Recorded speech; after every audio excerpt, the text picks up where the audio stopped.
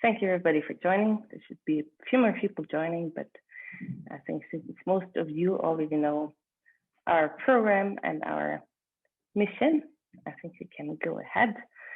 My name is Josephine. I lead the Sustainable Impact program for the German-speaking part in Switzerland, and I'm very happy to have you here today. So interplay diversity has been a topic for many of our participants, and I'm also particularly happy to see many of you today joining.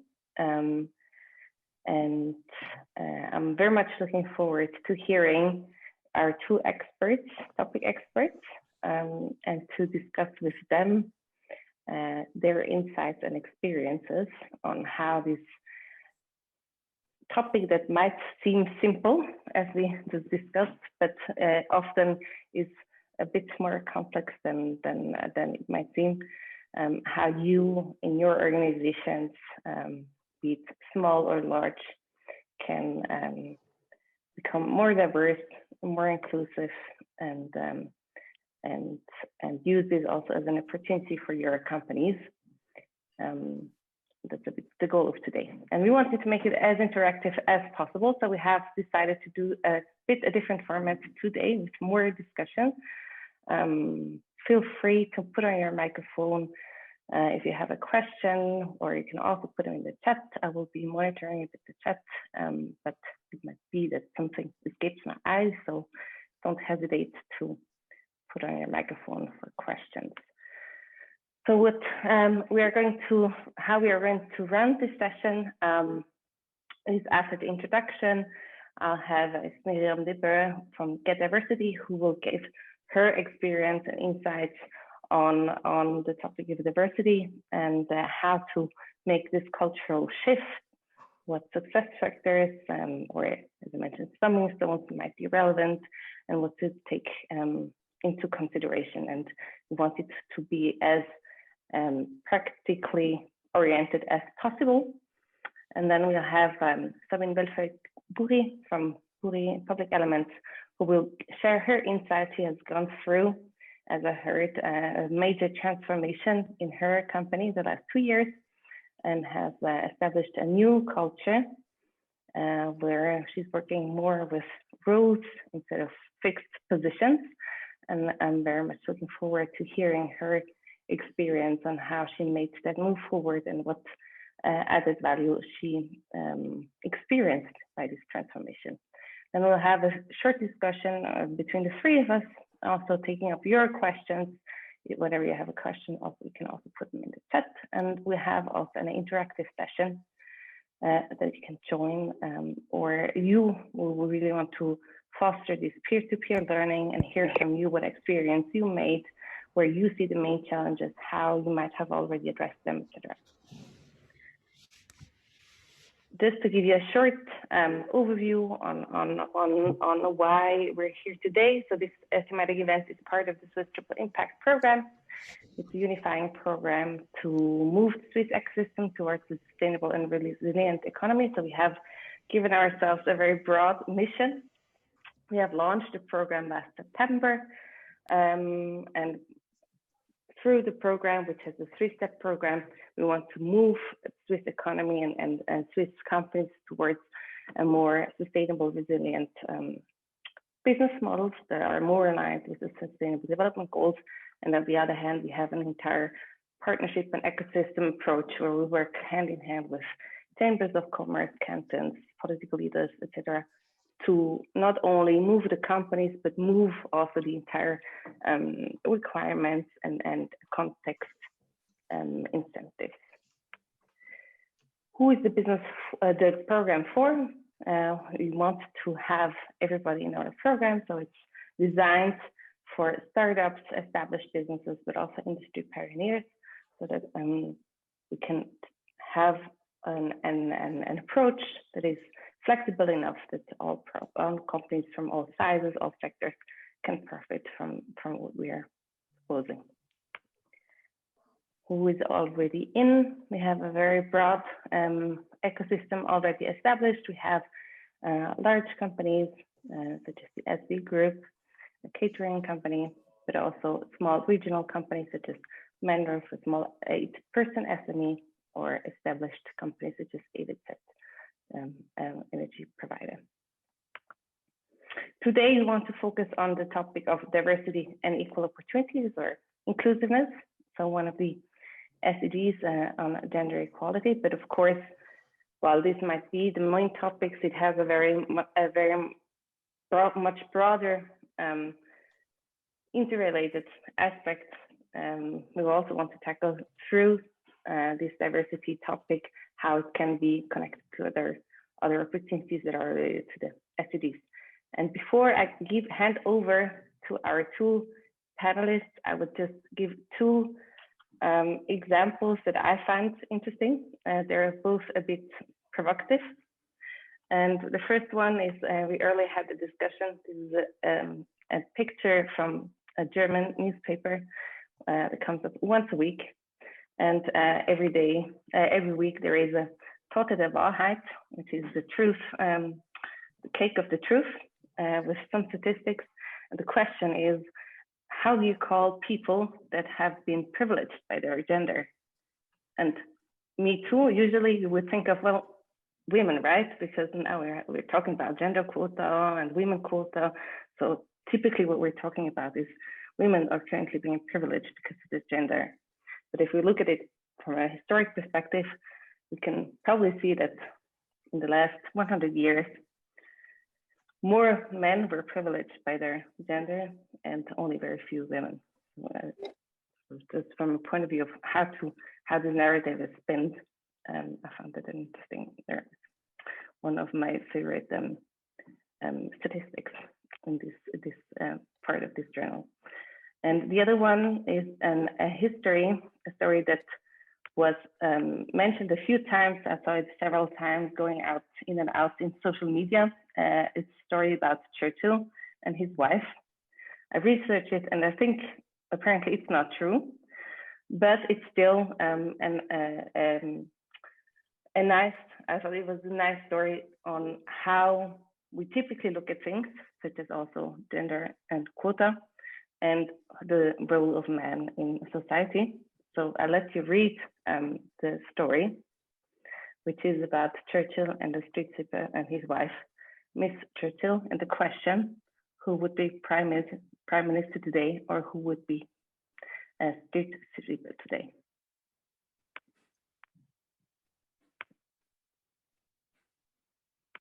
Very good.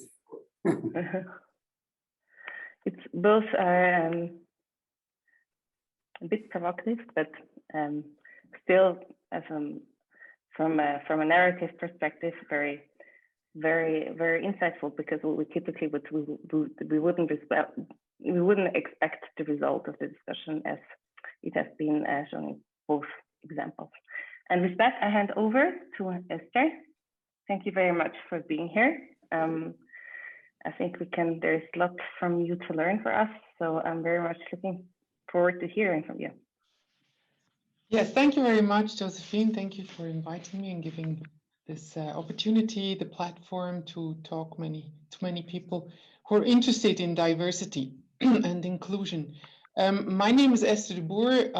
I've been a strategy consultant for about 20 years. And on my way of strategy consulting, I found out strategy doesn't work if it doesn't come along with leadership. So I got more and more interested in people. And I have been working for the cause of women for 30 years, probably. That works, I'm over 50. Finally, I thought I want to combine both my strategy work, leadership work, and the cause of women. And so I approached Get Diversity in 2015. And finally, Carla, my partner, and we bought the company in 2016. Get Diversity was founded in 2007 in order to bring more women on boards, on non-executive boards. And we have expanded the scope of the company and bringing more women on non-executive and executive boards now, and bring a culture of inclusion to companies through strategy consulting in HR. And that's what I'm going to talk about today, rather on the strategy part than on the executive search part, because executive search is comparably easy. You just find the women and bring them on the boards. Half of the population is female, so that's not kind of a problem. It's more about the inclusive culture which hinders us every now and then in companies to find equality or to develop equality internally. We're confronted with the question, why should we have diversity? What is it good for every now and then? I'm actually tired to answer that question, but let me turn it around. Why not? I mean, what's the opposite of diversity? Think about it for a few seconds. What's the opposite of diversity? And what are the strengths and weaknesses of the opposite? And what are the threats of the opposite? And what are the nature? What is the nature of the opposite? Is that something we really want? Or is actually diversity something that everybody of us basically wants and naturally wants?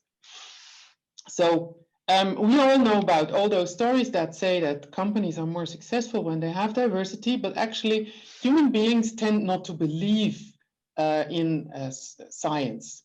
There are many scientific studies that would that would support that diversity is bringing more success to companies, but we tend not to believe them. Wait a second. Why does it? Here. So think about the following. Imagine there would be a full screen of talents and you had to choose from the full screen of talents, and then I just take away half of the talents and say, well, choose from half of them. The other half is just not available for you. If you have a mixed group of talents, maybe this feels a little bit different than what we see today when people are focusing for management positions on 85–90% men in large companies and only maybe 10% women. And I ask the question, why wouldn't you want to have them all as a choice, as a pool of choice? Because what science says is that women and men are as intelligent and are as capable in leadership. There is no biological difference between the genders. There is actually far more difference within the gender, with good and bad leaders, which are male, and good and bad leaders who are female. So there is a bias in our perception who is a good and who is a bad leader. And these biases are stereotypes. When you look at a group of human beings, you see a man, a woman, a small child, a bigger child, and you have ideas about their life story, about what they do, what their roles are. You have expectations when you would talk to them. You wouldn't expect him to be the caretaker of the family and her to earn the money for the living. You wouldn't expect the girl to want to become a pilot or a policeman, woman.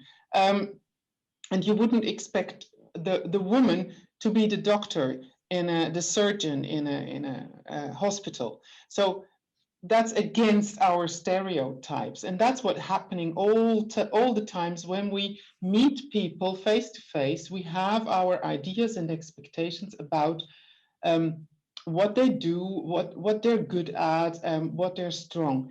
And we have stereotypes for women, for example, that they have more emotions, and which is actually not true from a biological point of view or gender point of view. There are women with a lot of emotions, but there are also women who don't. So you'd better check the details. Another thing that I'm always saying is fix the system, not the women. What we hear a lot in the market when it's about changing the system, they try to fix the women to fit into the system. In terms of teach them how to be more confident about themselves, teach them to have a stronger interview and to have a stronger handshake, for example, and to be louder and to lower their voice and stuff like that. There are many, many things that try to fix the women. And actually, it's not about fixing them to become more like men and then not be chosen because they are more similar to men, because that's that thing fires back. That's a boomerang. It's more about changing the system in a way that both men and women can equally survive and earn their money, their living, and feel equally accepted, rewarded in their working environment. And that takes a change in the whole way how we are working, how we are looking at people, how we are interacting. And that's much tougher than just tell women to lower their voice when they're speaking or speaking up more loudly in a meeting. So one thing you can do is measure what is relevant. For a leadership position, for example, in companies, we tend to have a good expert and promote this good expert in a first leadership role, assuming that good experts always become good leaders as a natural thing. And actually, that's not true. There are good experts who can become much better experts at a later stage, but who are really poor at being leaders. So we need to measure what is relevant for good leadership right from the beginning, so that we promote the people who can become very good leaders right from the beginning, and maybe they're not the best experts to start with. What is also important is also hiding what is irrelevant. And there is an interesting experiment in the area of behavioral economics. It's already a few years old in the US. They had orchestras which had a share of about 5% women. And they made those orchestras. Hello? Herr Kessler? Yeah, good. They made the orchestra, they made the applicants for the orchestra play behind the curtain. And after 10 years, those orchestras would have about 40% share of women in the orchestra. Why that? Because they hid an irrelevant information. They hid the information that a woman is playing this music. So that helped to listen to the music, the technique itself, the quality of the musician, rather than the gender of a musician. And this is happening all the time in our working environment when people are deciding on promotions, on recruitings, etc., that they see information or hear information that is irrelevant for the decision. So it's very important to take those irrelevant information out of the decision process. This is one point in fixing the system. So with what kind of information do we decide on recruitings, for example? So, and then another thing is that the whole system needs to be designed for equality. So any kind of inequality needs a redesign. Let me give you an example. One is in contracts. We don't put the journey of a life into the contracts right from the beginning. It's something individual of a leader with the employee to talk about how to arrange around, for example, pregnancy. And well, that's a biological thing, that it's women who become pregnant and who have the child.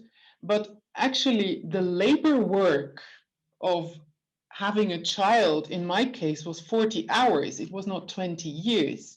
So it's only those 40 hours that really make a difference between men and women, and hopefully the father is there too. So actually, having a child or not having a child is something that happens to women and men in families, and why not arrange the whole contractual construct around it in a way that women and men have equal opportunities, equal rights, and equal possibilities to raise a family, to start and raise a family, actually. That's one thing. And another experiment that has been made and has very good results is, for example, when you go into the talent pools, for example, and you have a talent pool and you have to decide who is going to get the promotion for a certain leadership role. Why not put them together and just blindfolded pick out someone and give the job to this person that has been picked out randomly? In this pool, there are people who can do that, of course. They need to be competent for this role, but just pick them out blindfoldedly and let them start in that role. And the experiments found out that when you pick just a person from a pool without a decision process where a lot of people and biases are involved, the quality of the team is as good as if you had a decision process by human beings. But the only difference is when you pick out from a 50-50 equal pool, you'll have 50-50 of leaders in your team instead of only 80-20 or 90-10 or 70-30, whatever is the goal of the company.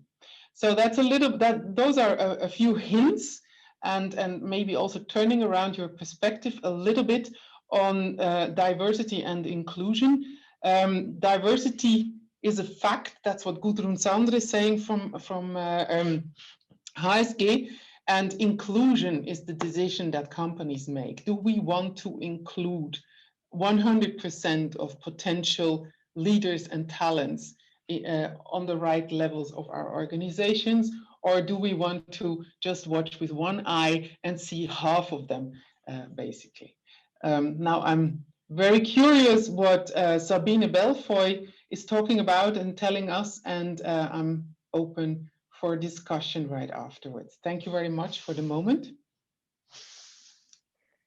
Perfect. Thank you very much. We'll have a time for discussion questions afterwards.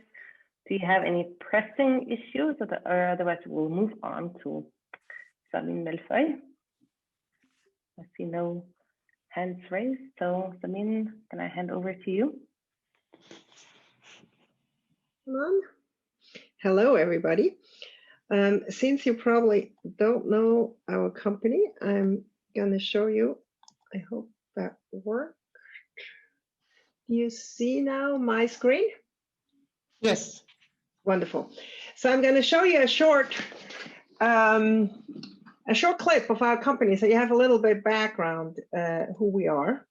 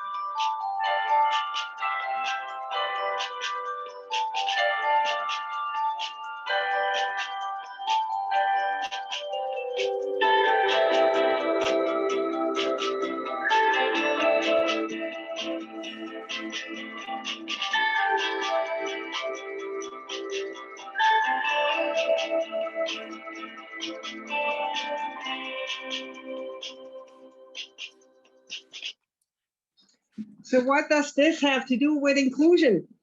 When you look at this company, we're very broad. We make from LED lights to software to public elements, from bus shelters to benches to digital things to signages. It's very broad. And when you look at this, you probably think it's a really, really big company. But till a few years ago, we actually were only 40 people. Now we're about double, because we needed more experts. And How did we grow? We have on all levels, we have part-times. So actually our CEO, you can't believe this, is only working 25% at our company. Why does that work? Well, we were thinking, how can we get enough diversity to get the diversity of talent in our environment, in our business? So we came from a completely different logic, what we needed. And I'd like to show you what our analysis showed, and which might be the reason why we have a problem with diversity when we talk about men and women. First of all, my daughter, who is Generation Z, tells me, don't talk about men and women anymore. They're only humans who are raised as man or woman. The only difference is how they look. And I think there is a point there. We are raised as men and women, and then we might have certain things that we consider male or female, but it has a lot to do with programming. So what did we do in the industrialization? We started with dependent systems where the goal was to control the efficiency and make an increase of output. And in order to succeed in that, because what was the reason we wanted to do it, not all of us wanted to be either farmers or building houses or become soldiers to protect it, or be mothers to show that the next generation grows up, as it was set up back then.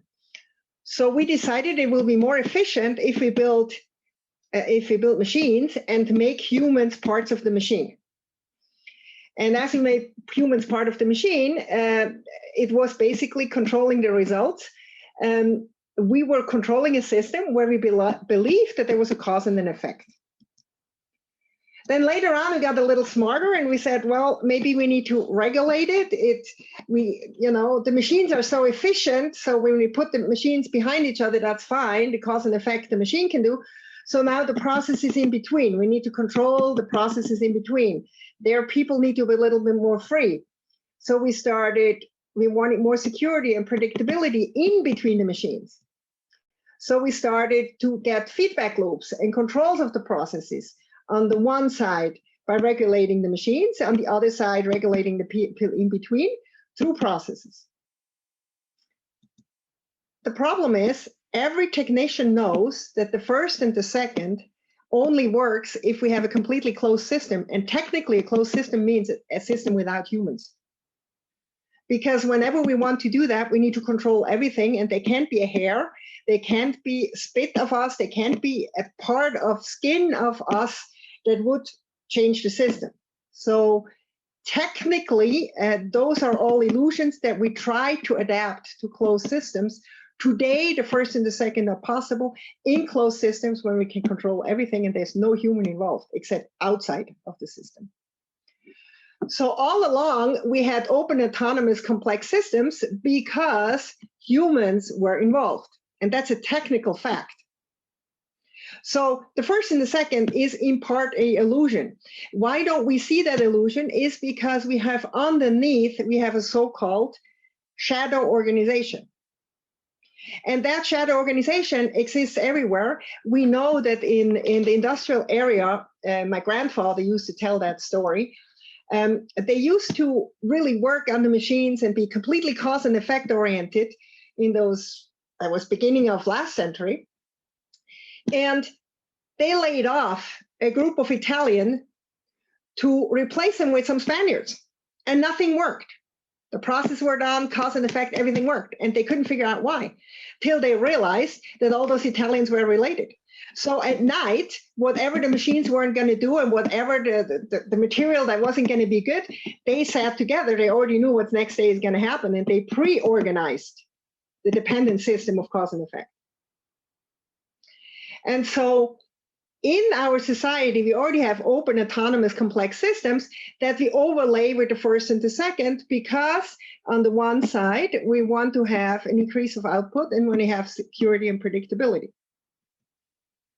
Now, the problem is we're on the VUCA world. Does anybody not know what VUCA world means? The volatile, unpredictable, ambiguous world that we live in. So now we really have a problem, because we are now in an environment that constantly changes, and we try to make a dependent and connected system with humans who are not made for that, and raised independent as individuals as the generation Y and Z. This is not going to work. It's not going to work because the humans are not willing to do it, because they see a machine can do it. That's why young people say, can't we do it digitally? Because they know, as long as they're a machine, why should I do it? On the other side, it will not work because the first and the second depend on an environment that's halfway predictable and halfway controllable. And so when we analyze that as technical people, we said, okay, we already have self-learning, entrepreneurial, and self-responsible parts in our company in the shadow organization. And we know exactly who those leaders are, those hidden leaders that maybe don't have a big title, and they make our company resilient, and we trust those people. And what do? They communicate, they understand, they act, they respond to an external thing, which is nothing but be responsible. And then they connect whatever needs to be connected.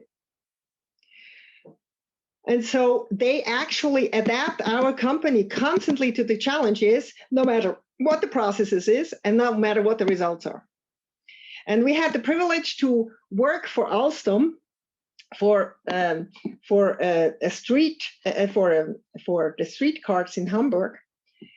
And I can tell you the only reason those projects works because there were everywhere in the shadow organization people who broke the rules, who broke the processes, who found the connections, who knew who to call. Otherwise, none of those trains would have gotten out. So when we looked at that, we said, the first one, it's logical, it's hierarchy. Because you give an instruction, you want cause and effect. And by the way, hierarchy means holy leaders, which means nothing but leaders that you can't ask where they got their authority from. They were originally the priests. So hierarchy has a base there. Hierarchy means hiera, holy, archai means leaders. So there you have leaders that you can't demand why they say something because they're the ones who command. The next one, we said now we need controllers because they need to control the process. We need to control all those independent decisions that happen in between those machines. We need to control these. So we gave people goals and job descriptions. A little bit more freedom than the demand, but still technically insane because we have humans that work in between. And so what is the last one that would be the option, and that's the one we try to build one, is authority. What is authority? Authority comes from auctoritas, that was a part of society of humans in the Roman Empire who were given that status because of what they had delivered for society. Not of who they were, but what they had done. And that became who they were. And they made all the decisions that weren't made by the Kaiser or weren't made by official politicians because it was said that they knew they had authority. They were an authority and didn't just have it. So it's really interesting that around that word authority, we have authoritarian, we have having authority, and we have being an authority. And so we say, we try to figure out what in our shadow organization or in the logic of a life schedule of a man or a woman is their authority. What is their authority? And then we give them the role to execute that authority. So at first we just made interviews to figure out where are the authorities, and there were quite some surprises. And then we started to give a different input in the system. So what is the difference between a role description and a job description? A job description tells you what you do. A role description tells you not what the outcome is, but what is the authority you need to have. For example, you are a coordinator. You need to have these and these authorities, and the coordinator says he coordinates people by time, for example, so that the time when too many people need to find a common ground, he can coordinate with them. He can coordinate between other departments.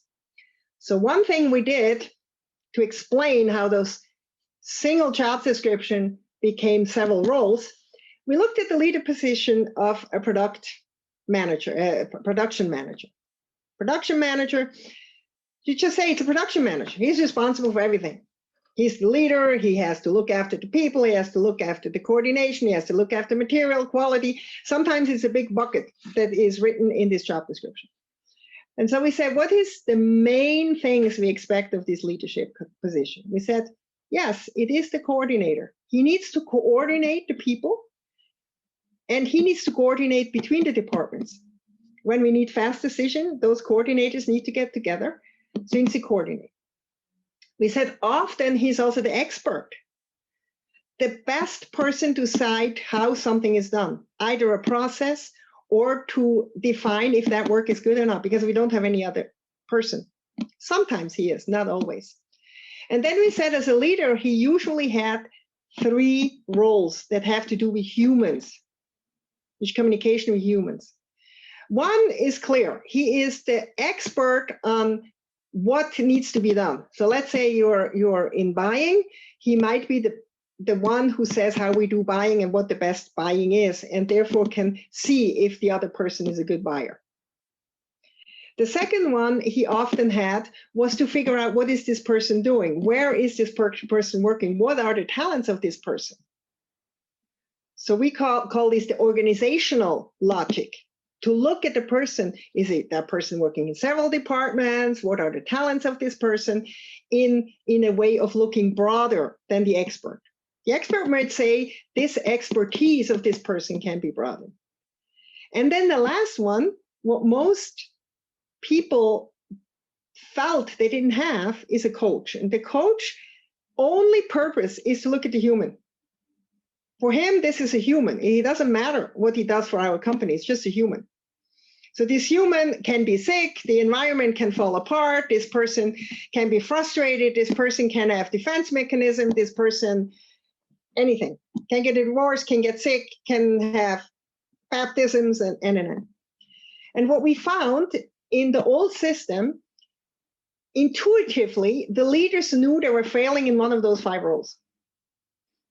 They knew they were not the expert, but it was expected. They knew they were good coaches, but they actually didn't know what the people did. And the people also knew that their leaders were failing, and they gave a lot of frustration. So the first thing we did, we told those leaders, okay, now you tell us which of those 5 roles is not yours. And you're not losing any status, because this is just this part of the role goes to somebody else.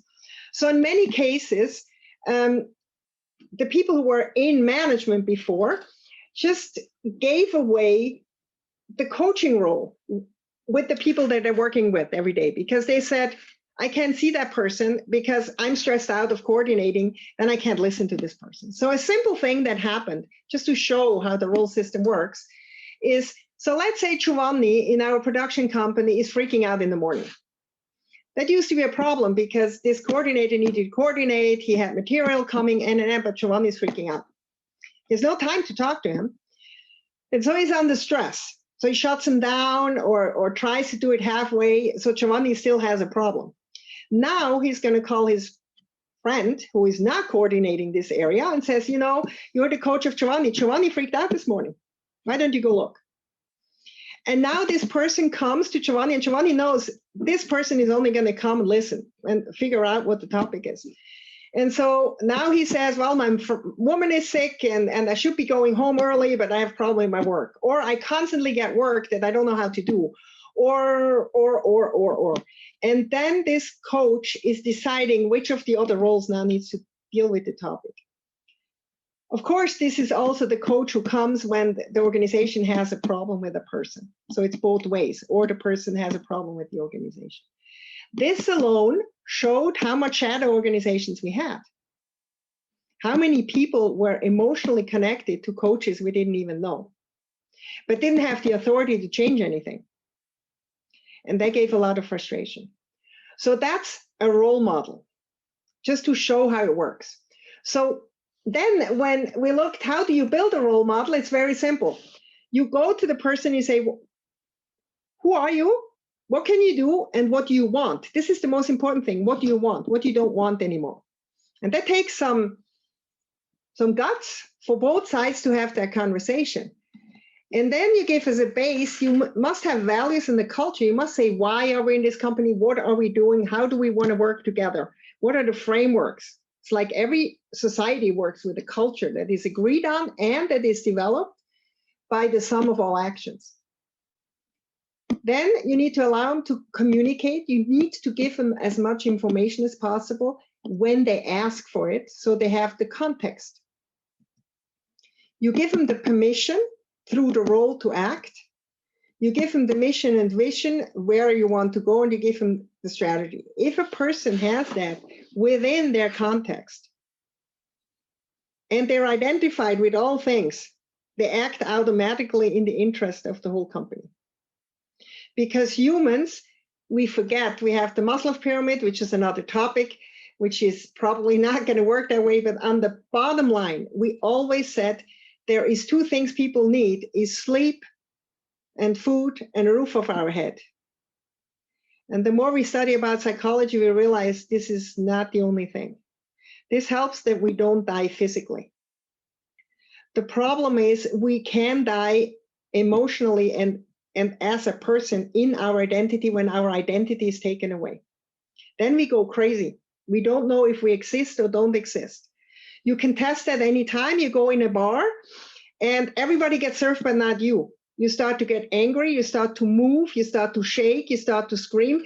This is your subconscious who starts to get destable because it doesn't know, am I awake or am I sleeping?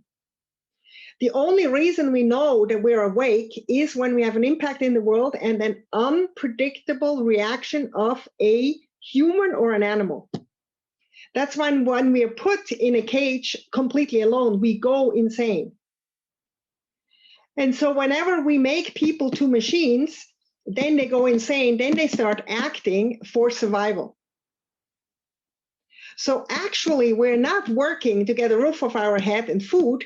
We're today working to have an identity in society, to be part of a group. That's the main driver, what we need. We just work at the job because not all of us want to do farming and have a roof over our head. We forgot that. And money is just a way to transfer it. And the more now we get to a level where the roof and the food is secured, we start to realize that. That's why so many people get sick. So basically, we realized that one factor. The second factor we realized, it's always a problem if I change and my life changes or my environment changes, that I lose my tribe, which is often work, specifically for men who have been raised to be providers. So the only way they often find a tribe is at their work. That's why they're so focused on work, because work gives them identity. Because fatherhood is so far not an identity. So with that in mind, I realized we need to start at the very basics. We need to make work more human-oriented, and then it's automatically that men will fight that we have equal pay. Why? Because men have the problem to be providers, and they need to do everything to stay providers, otherwise they lose their identity. And so what we realized that was more accidentally as we were doing this, that not everybody wants to work 100%. We found entrepreneurs who had startups who said, you know what, I like to be part of a group. 50% I have time. I have in spring and in fall, I have 80%, and in summer and in winter, I have 20%. And we said, this is wonderful, because in summer and winter, we don't need you, but we would really like to have the 70 or 80%. We found out that people have parts in their life that they want to work 20% less. Also men. We had somebody in our production who barely speaks German said, you know, I would like to work 80%. My wife works too, because we have a son who can really not be handled by my wife right now. And we're afraid he gets into drugs and into trouble. And I'm the only one who can handle him. Why are people telling us all of a sudden that they want to work part-time? Because they're not losing their part. They're not losing their job at our company. So we're saying, let's say you have roles, you have so many roles. You want to take a political engagement, you want to become a father, you have a problem with your mother. You can say, I want to work 20% less because I give up this role. And no wonder it works. And what we found out that this resilience that happens is almost magic if you trust the process. For example, another topic that comes from more organizational sides. We had a young man who was doing the production coordination, and we realized we would like to have him in sales. And originally that was always horror when you took the best coordinator of the production and you put him into sales, because then you had to get a new person who was the production manager, and you lost all the know-how. So we went to him and we said, look, we have a different idea. You go through all your roles. We tell you this thing that you have to actually do for the client is about 40 to 50%. Now go through all your roles and say what you want to keep. And he came back and he says, I keep all the people because the coordination works fine. I have about 15% of the roles that I have, actually people in production can do themselves. They are better than me. I don't need to do this. I have about 10% to 15% of or so preparation before production. And I have some things that I still have to buy that I don't like. And I have a lot of coordination with the we need to send things away for galvanization and need to bring it back. So I have a lot of coordination with that. So we said, okay, put the roles in the middle. Then we went to the next coordinator and said, what do you have? And he said, you know, I actually have the same problem. So to make a long story short, in the end, we had the coordinator for surfaces who was also doing preparation for production. He kept all the people because he said, when I have a coach in crisis, I can lead a lot more people the way it's organized in the sense of coordinating. And we hired a person who loves their job, is cheaper than the other person. All people are more happy. Why? The production manager said, before I had to give it to a person who didn't like what I had to give him. I felt bad, so I did it myself. Now I have a person who loves and drives for that job. He is a coordinator. He loves to do nothing else. So now I have more time than I expected. I would like to do this in this project. Sabine, So why do I bring this? Just 1 second. We had a question, and I would suggest that we soon come into the discussion. Yes, I just wanted to sum this up. So basically, Perfect. why do I bring this in the topic of diversity? Humans are very diverse. And if we allow themselves to coordinate and regulate them with certain rules themselves, and if we stop believing in a know-how environment that we need 100% presence of people, which we don't, we know that in COVID, then it's all of a sudden possible to have any kind of roles in any kind of percentages. And when that is possible, we have that right now. You all of a sudden have men who want to be fathers, but maybe they want to be, one wants to be a politician, says, now I don't have to leave Bury because I can be a politician. So what is the benefit for the company? Our network is growing incredibly. We get 100% of the knowledge for part-time of the time. And this is what we forgot.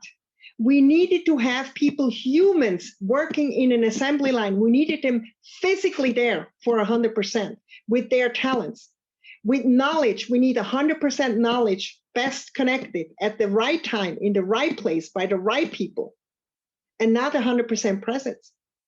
And so I believe if we bring part-time everywhere, it doesn't matter what they do it for, then all of a sudden it doesn't matter if it's a woman or if you stay home because of a child or something else.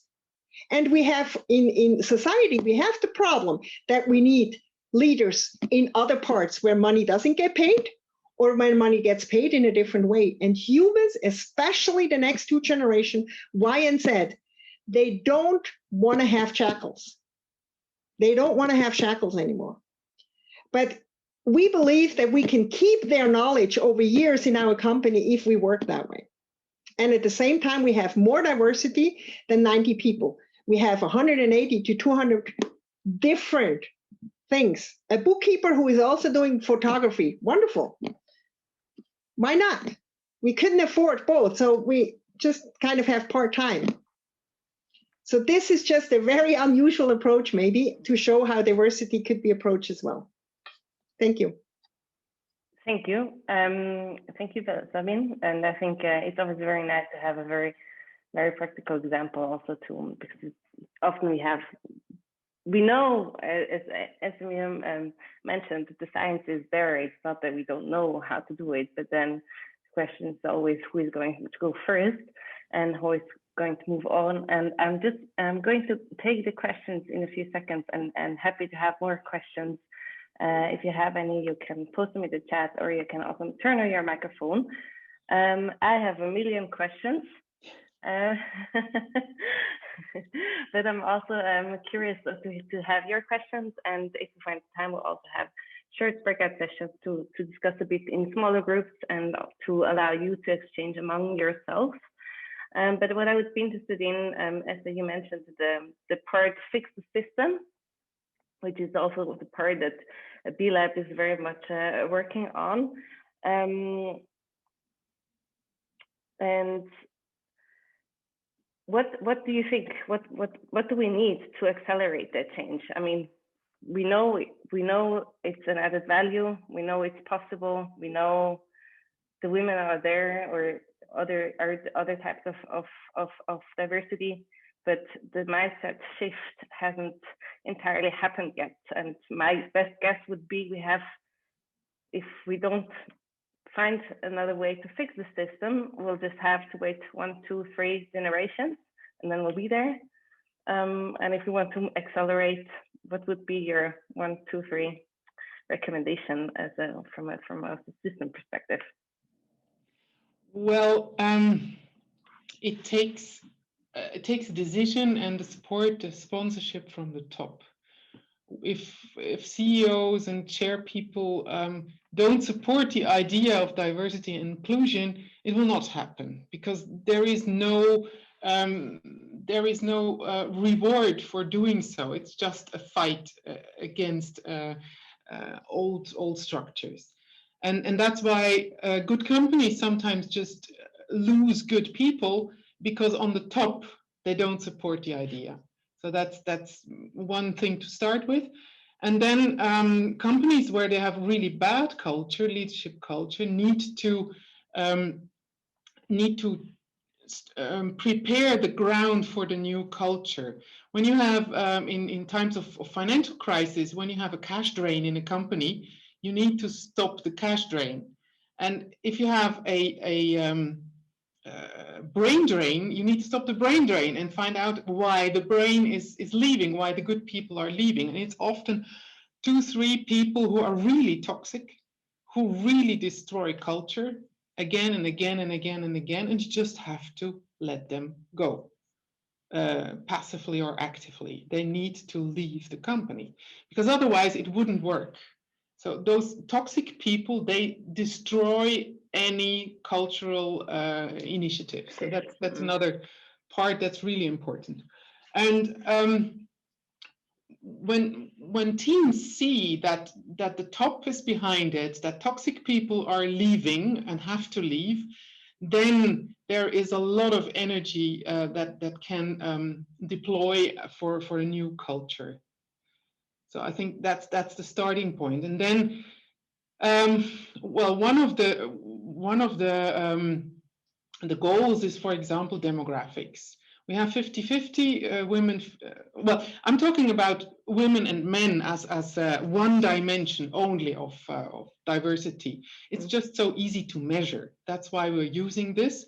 If things go well with women and men, they go well with originally Swiss and people from other countries as well, because the culture of inclusion will always include many more dimensions, and we just use this female-male thing as an easy to measure symptom, actually. So what did I want to say before I started this record? I'm sorry. Or if I can ask another question back. I absolutely agree. At the end of the day, you need the tone from the top. The top management needs to be committed. If we look at the top management today, many Swiss companies, there is a strong bias. So how, if we wait until these top management positions, if we the shift happens from them itself, we'll wait another 10, 20 years. How we can accelerate so that top management accepts this as an added value and commits to more diverse teams compared to today? It's the goals in terms of demographics. That was the thing I was talking about before. The goals that we set in demographics of the workforce are very important. When you're working in an area where 50-50 makes sense because it's possible to have 50-50, then 50-50 should be the goal, and it's minus 5-10% up and down, which is the bandwidth that's okay. And if a team just drops out of the bandwidth, it has the bonus is being smaller, for example, or other things. And there are companies who have a different industry demographic, of course, but you need to be between the benchmark of the industry and the 50-50 of society. So as long as you're better than benchmark towards society demographics, you're on the good side. So these kind of KPIs, for example, and they're actually dynamic a little bit to grow towards equality. These kind of KPIs really make sense, and make every leader responsible for this. Don't delegate this to a diversity and inclusion responsible person in middle management who can't change anything anyway. Same goes with the sustainability managers often. Absolutely, it's the same thing. Exactly the same thing. However, don't think we will get there exponentially like we want to. It's not going to be possible, because the idea is still men either go to war or they go to work to protect the family. It's the old system of who is doing what at home that then gives loyalty among men who say, I have to go to war. I have to do a job I don't like. I have this job to support my family. My opposite person has also the problem of supporting your family. So it's a subconscious loyalty that constantly is going to play. We both know we have to sell out for money, so we make it better for us. She doesn't have to sell out for money because she has somebody home. It doesn't even matter if she has somebody home. It's in the head. Yeah. And the next generation who doesn't want to live that, if you give them jobs, I've seen it in my own company. Those are the men who will go and look if the other women earn the same amount. I have men who now have women who also work because they've given up the idea that they're the sole provider. They've given up the sole provider, they're still providers, role. And they have a different system at home. And they are the ones who come and see if our salary is proper. Why? Because they want their wives to equally earn. Otherwise, they have more pressure. So unless we talk about this providing role in society, and yes, I'm sorry, women, we have to take it over. It doesn't work that when we go to work, we work for our pocket money, and he still feels he has to pay the car and the house. We have to start there. And we can start in business by giving men other options so they can go home and say, by the way, I don't want to work full time. Don't forget that. Not all men want to do what we demand. But I have to tell you, if they don't, they end up without family, just paying in a one-bedroom apartment, so they will keep selling out. They don't have a choice. So as long as we women and men make men sell out, there will be not equality, because our equality and men equality is together. So therefore, see that possibilities are there for percentage work. I tell you, will solve the problem of not having politicians, of not having people do something else, and force your girlfriends. 3 things. Don't hire your own mother for free because childcare is too expensive. Don't give you a caretaker at home. That's the thing for the proper social security. And then see that your husband doesn't have to work 100%. I am sorry that I have to say this in this context, but that's where the problem starts. That's where the problem starts. We both are in it. There's a work at home and there's a work there. And this was for us women. This is what we women can do also in the workplace for men. And I tell you, I see it. I was flabbergasted how dominant male in my environment started to look at female salaries without me asking after years, because they all of a sudden got a different perspective. And I tell you, I have many men, some of it with Muslim background, very, very hierarchical, patriarchal, who say, I will not go back. And this is what I try to tell you. We need to prepare for the next generation because they're not coming.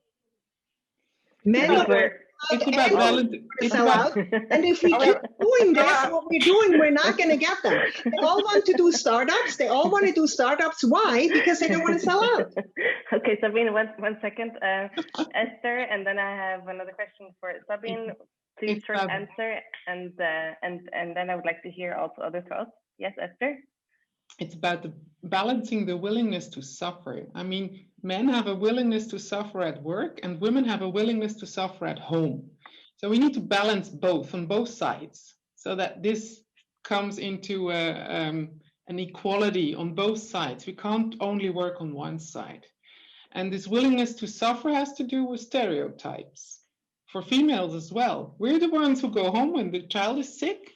I mean, I know from my own life, I was the one who was going home all the time, asking my at that time husband to do the same, and he was like, "Oh, she can do well alone." I was like, "No," and that's an imbalance too. So I agree. In our generation, I'm also not talking for our generation. I know exactly how it feels. I suffered many of these things, but many men my generation sold out. They're generations coming who want something different. Prepare for those. That's what I'm saying. They try to balance the suffering from both.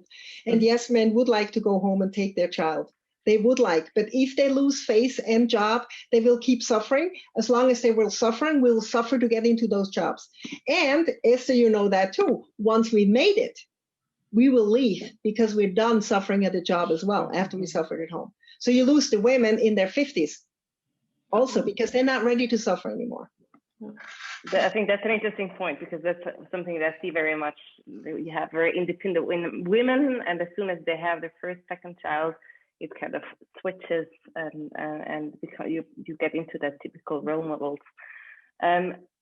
Sabine, one short question that Stefan wanted to know, and I think that's something that's probably bothering also many of us, is if you have part-time jobs, many part-time jobs in your company, doesn't it increase a lot the overall coordination work that needs to be done to coordinate all these part-time people? I think that's in general what people fear if they start applying part-time jobs.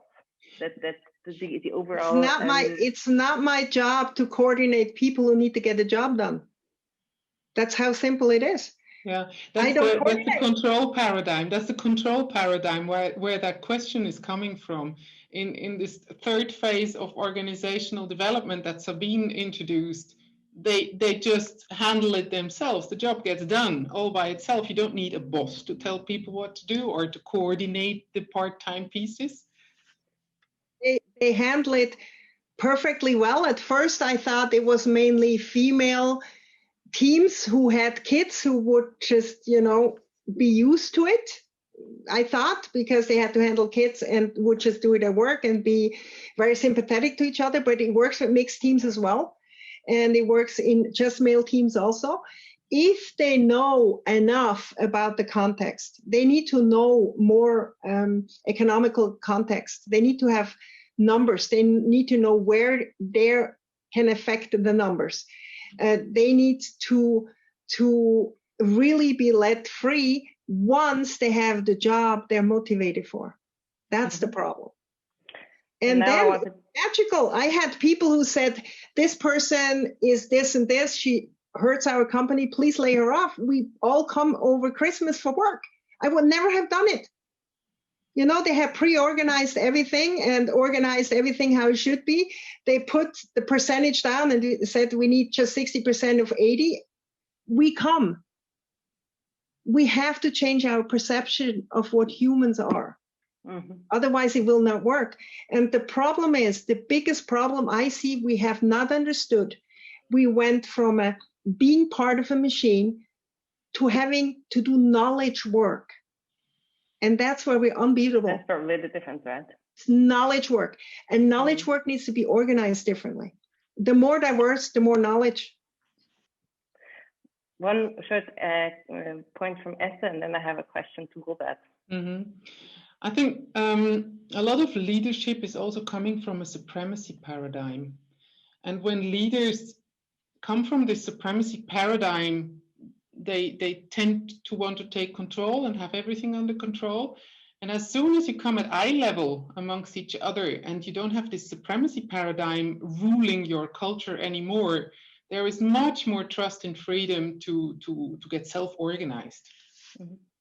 And be honest, and that's very important. Being honest. What have I done? What haven't done? Mm-hmm. What can I do? What I can't do? Robert, what I wanted to know from you, you're in the board of directors of Kessler Insurance, small Zurich SME. You're also looking into the topic of diversity. How does it resonate with you? Well, thank you. And I'm just picking you because I know contributions, and I know Sabine as well. Well done with the VPAG at the board. The topic interests me. We are in the insurance industry. We have, I don't know, 40% ladies, 60% men working, and obviously on the board, 4 out of 4 are men. On the management committee, 7 out of 7 are men. And that's not good in the long run. We know it, and we try to support with promotion, etc. I think it's a tendency in culture, and we can accelerate it, as it was said before. This morning I had a talk with a lady who got her first baby. After 6 months, she's back. She's 80% back. The husband works 80%, 2 days kid, 1 day each parent, and 1 day grandmother. I mean, that's the ideal thing, and I think that's how it will develop. On equal pay, we try to do it, and we are not. I mean, we have that as a XITS, as a regulation. We have to do that by mid-2022, I guess. In June 21, we have the system, and by 22, we have to be. That has to be checked by an auditor. So equal pay will come anyhow. And the other thing is culture. And I think we are on the right way. All right. I think one thing, and then we'll have 10 minutes breakout. I just wanted to give a short the hand over to Marilyn Deur, who has joined us as well. And from in my experience, one of the important parts to encourage also women to be self-conscious, to take these roles has a lot to do also to be encouraged and coached and to have room for exchange. And Marilyn has launched a new initiative, and I just wanted to give her quickly the opportunity to present this initiative. Thank you very much, Josephine, and nice to meet you all. I just put a link into the chat about Women Matters. We are a very young and modern career starting program and network for career starters, of course, like female career starters. And we had the idea that we want to share our experiences. Sorry, I have something in my throat. I just quickly need to. Sorry, I had so many meetings today, so I think my voice starts to end sometime soon. No, now it's much better. We want to share experiences with like other women, because what we experienced was when we started like our careers after like finishing university, it was like, of course, we all had our difficulties, and we thought it's just so sad that we don't talk about these difficulties and can't like learn in an easy way from other women. And that's why we initiated it and thought like it's very important that we exchange ideas and that we inspire each other, that we talk about difficulties, because no matter what, like, or no matter in which industry you are working, you kind of face the same difficulties.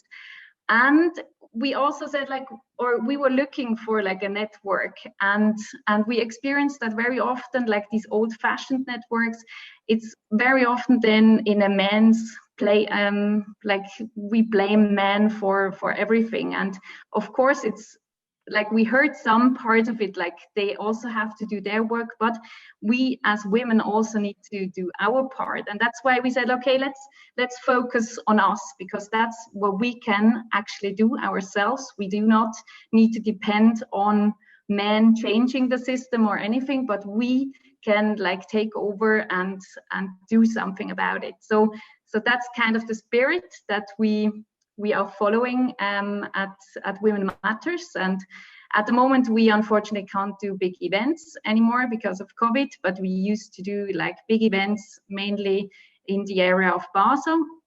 And now we are like doing a lot on social media in order to like inspire each other this way. And we are starting like also in smaller groups, like online workshops and so on, everything about like supporting each other and starting the career in a way that you can then completely like follow whatever career path you wanna go to. It's kind of a nice platform for women who want to exchange ideas on how to move on. Now it's 3:15. I would like to give you the opportunity to ask on a more personal level a few questions. We'll go for a few minutes into breakout rooms, and I would like to hear from you, particularly also if you have made any good practice experiences in your respective companies that you would like to share with the other ones. So that's not only us talking, but also to hear from you, or also where you might have your biggest challenges, questions, also for us to know where to focus on in the future, and then we'll get back and close. See you in a few minutes.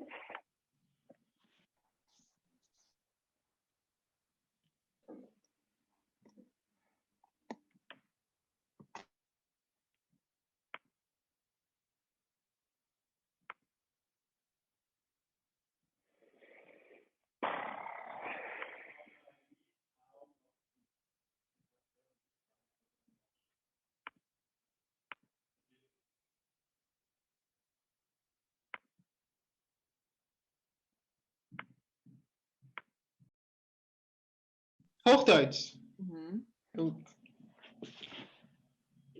Hello, everyone. Yes, I think everybody's German. Alles in Deutschsprachig here. Stephanie, fine for you? Weniger. Tschüss. Ist auch Deutsch. Oh, we can go ahead in English as well. I think that's fine. In German, I will just respond in English. Or we can also leave it open. So I will just share my screen, and we will skip the extensive introduction round. But what I would like to hear from you is, and you can talk about these questions, or anything else that comes to your mind, is, and I would like to focus on the two questions here. If you think about creating a more diverse team, what are currently your main challenges? What are your main questions mark? Where are your blocking points? And if you have any good practices you can share. I mean, everybody of us has already worked probably on some questions of diversity, I would guess, be it on a personal or professional level. So I'd like to hear from you if there is anything you can share. And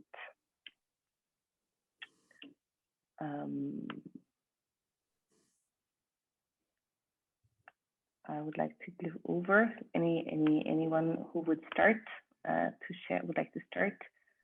I have a question. Yes. I think yes. To what Esther shared, which was the decision to be diverse and inclusive needs to come from the top. And what do we do in organizations where it's not coming from the top? Because that kind of makes it sound like there's not that many options if it's not gonna, for it to work, if it's not gonna come from the top. So how do we influence upwards then to make it a priority at the top? Anyone in the room who has good experience and want to share some best practices instead of me answering?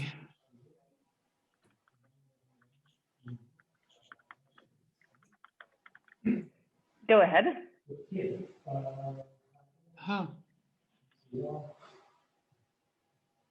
I think Esther, you can go ahead.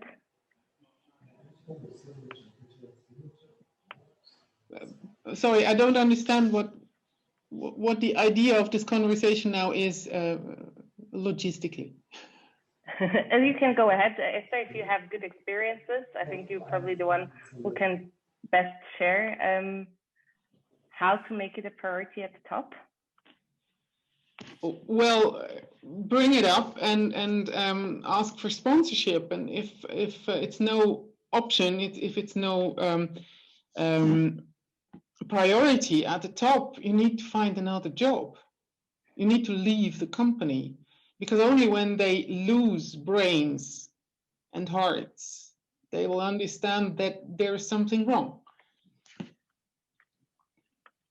I was worried that was the answer. Yes, I had a similar experience.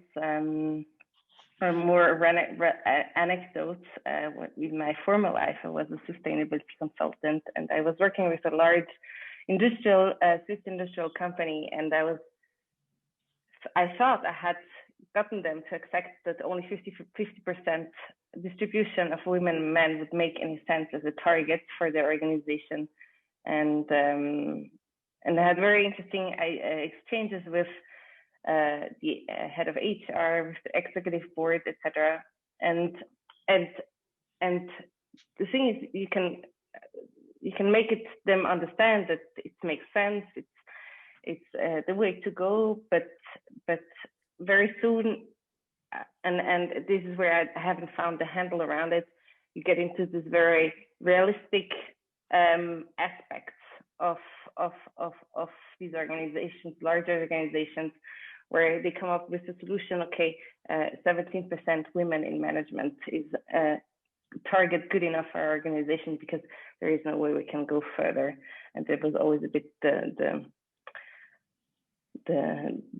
reality check on to what extent you have been able to work on that mindset shift. Mm-hmm. Well, in that case, one approach can be to challenge the narratives that are being told. And there are a lot of narratives of failure around, narratives of limitation. A narrative of limitation is, for example, a goal that says 17 is enough.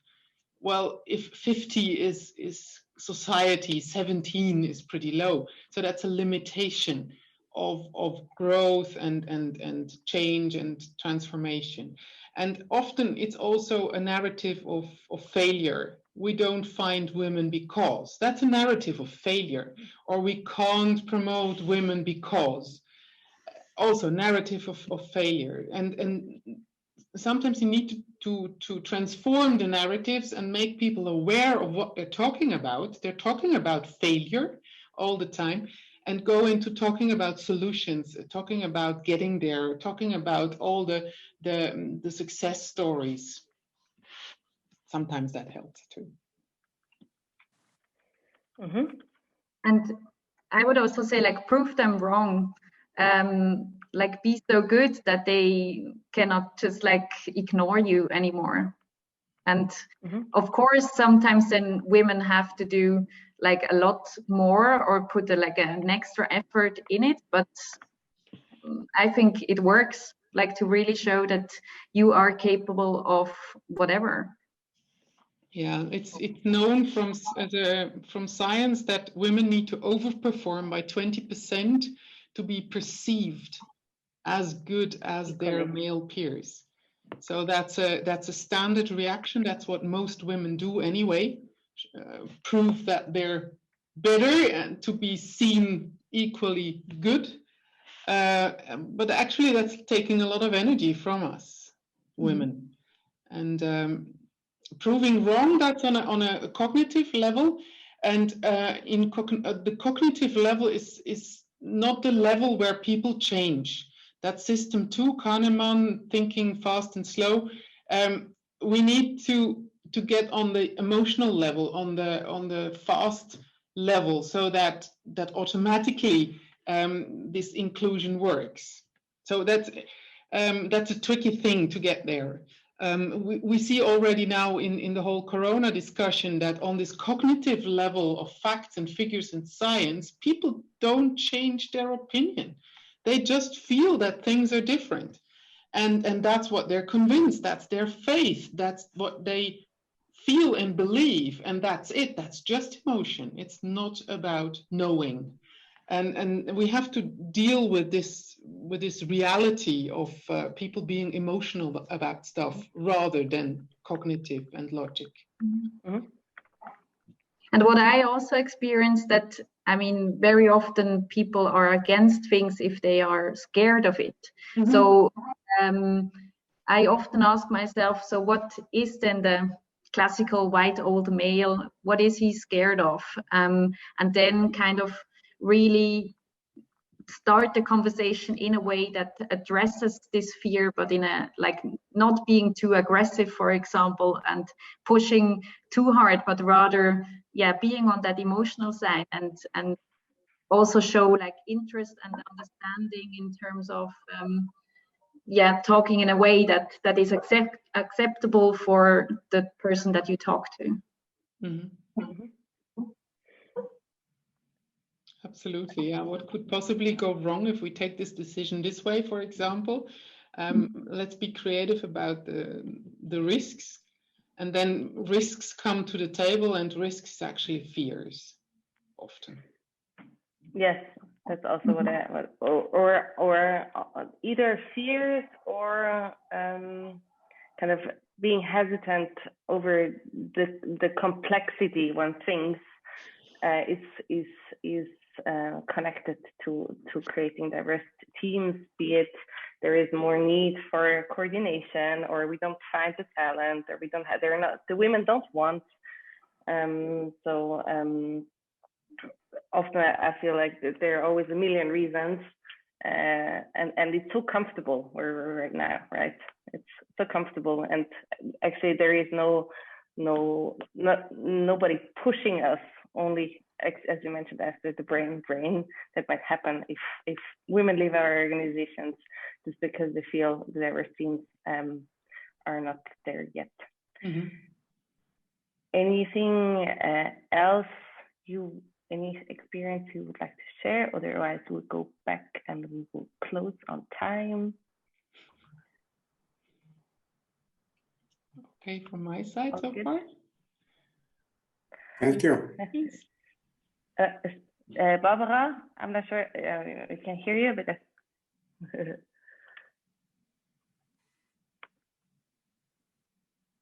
Seems okay.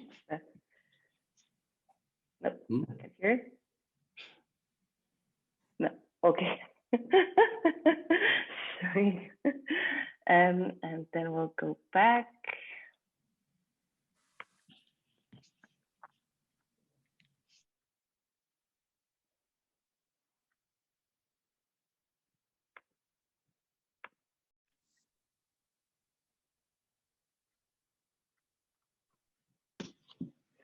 So welcome everybody back. I think we're still waiting for the second group to join.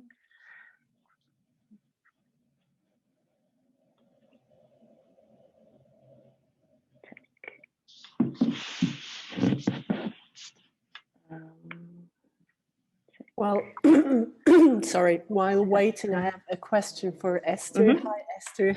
Hi. Nice to see you again. Your clients, are they aware of the diversity topic already, or do you have to kind of make them aware of it? Well, fortunately, we have a positive bias. They approach us. More than 50% of our clients, I would say even 70–80%, they come to us actively because they have an issue with diversity and inclusion, and because they want our expertise to help them solve a problem they're aware of. Sometimes we get in touch with clients who are not that aware, and we talk them into it. Like they say, well, there are no women around anyway, and I say, well, it's like 4.5 million in Switzerland. We want to give it a try. Good one. Stuff like that, and they say, oh yes, why not? So they're kind of neutral. Of course, we don't have clients who are against diversity and inclusion. I'm very happy that that's the case. I don't have to force anything on anyone. We are not paid for training clients. We're paid for solving the problems they know about already.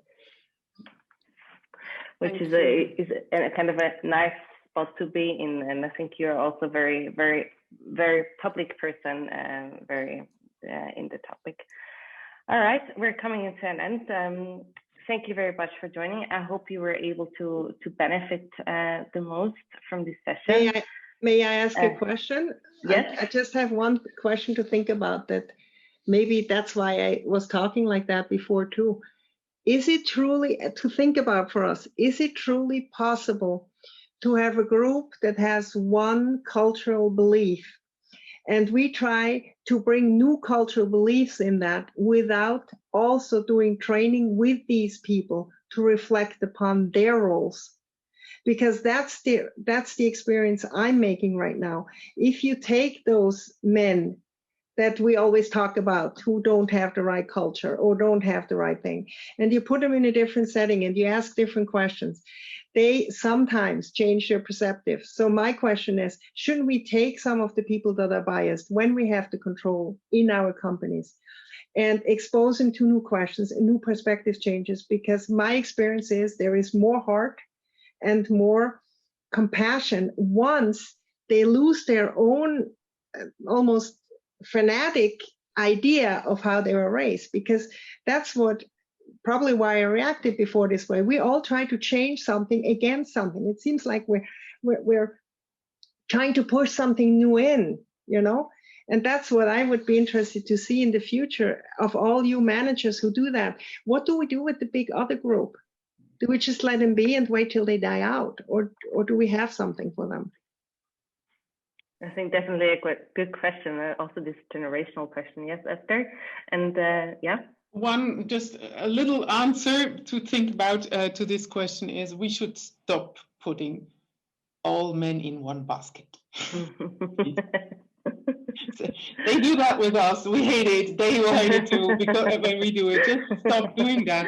It's a certain small group who have a bad influence on culture, and there are many, many men who will profit a lot if we change cultures as well, and they will be very positive about following into this new culture.